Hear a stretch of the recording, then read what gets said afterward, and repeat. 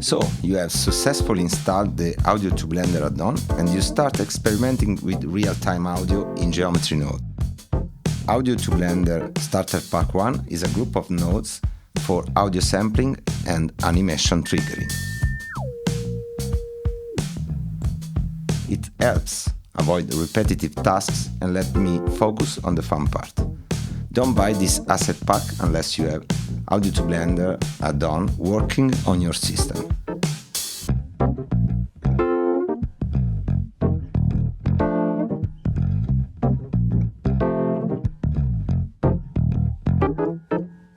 I'm sampling the first channel on my sound device, the microphone I'm talking in. I already prepared this dummy object for some testing, so let's start sampling volume. An object has been created. This object as an attribute. So go on our geometry nodes and start with volume node. Select volume and you are ready to drive the scale of this object with this float value, the volume attribute. This is the sound of my voice that drive the scale of this object.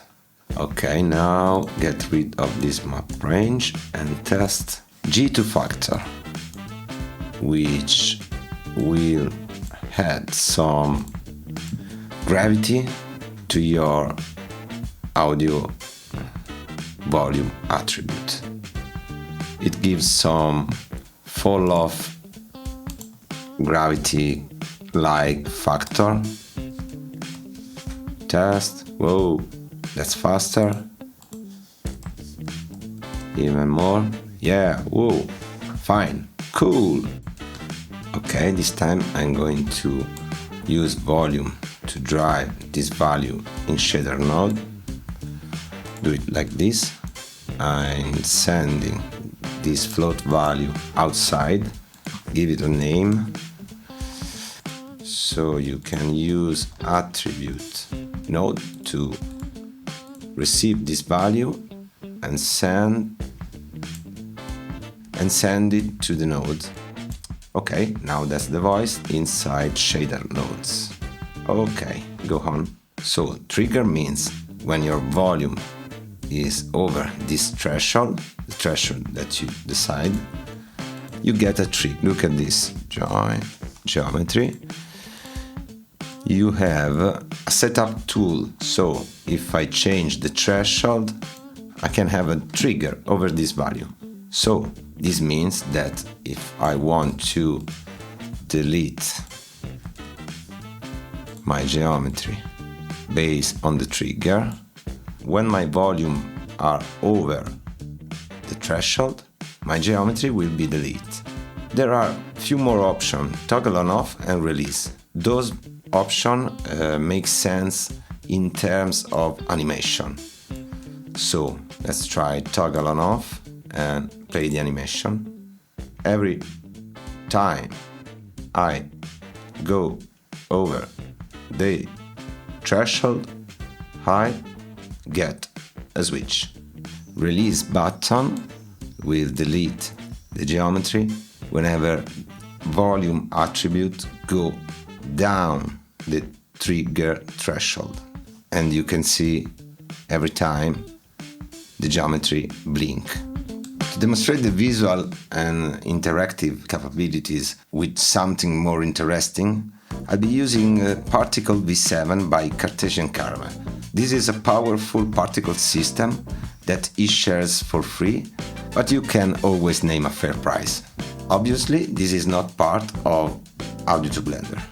I'm going to lower the sampling value, shadows, reflection, just to get the best real-time experience possible. Okay, now look at this beauty here.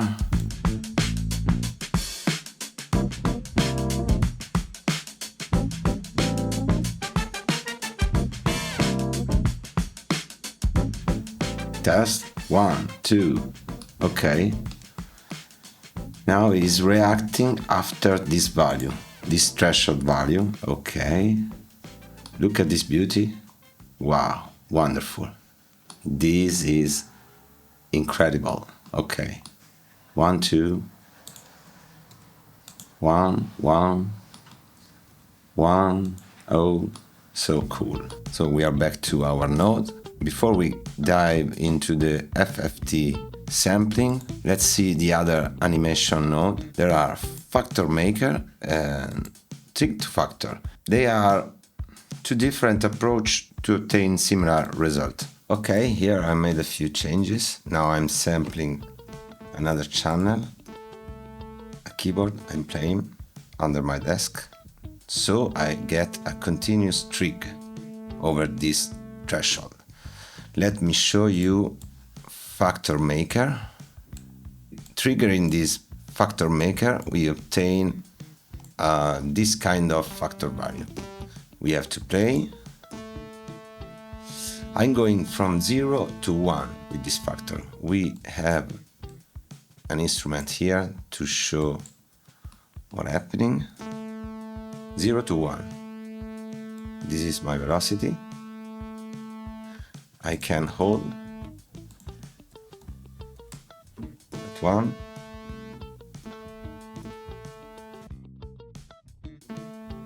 Ping pong, pulsing. That's it. With trig to factor, it doesn't matter how long is the note. Once the volume crossed the threshold value, the factor makes its course and back to 0. Pressing Hold, you can keep your factor at the value of 1, but if you want to replace it at any impulse, check Replace. In this way, the factor will be trapped until you release your impulse. You have multiple combination of trigger from the sampling and behavior with animation. Let's see our last animation node, Audio2Momentum. If I connect my field attribute to the X position of a point, even if I press play, I get a jumping value based on my volume. With Audio2Momentum, you transform this impulse in a single value that go over and over, and it has a maximum amount of energy and a damping value. Consider the name as just a conceptual hint, nothing physically accurate is happening here. This can be useful in many ways. It could be a puppet that slides across ice. My favorite one is to feed the W socket of a noise texture. Whoa, yeah, 1, 2, 1. I mean, you can whisper to the fields. Now it's time for FFT sampler. There are 3 of them. Band is this, range, this one, and full, this one. Band and range are very similar to volume node. They emit one float value, and like volume, they have all the trigger capabilities. This time you are going to sample per frequency with FFT, and you have a tool to better understand what's going on. With band you can sample a single band. This widget is connected with the value of the add-on, so you can change your value on the fly.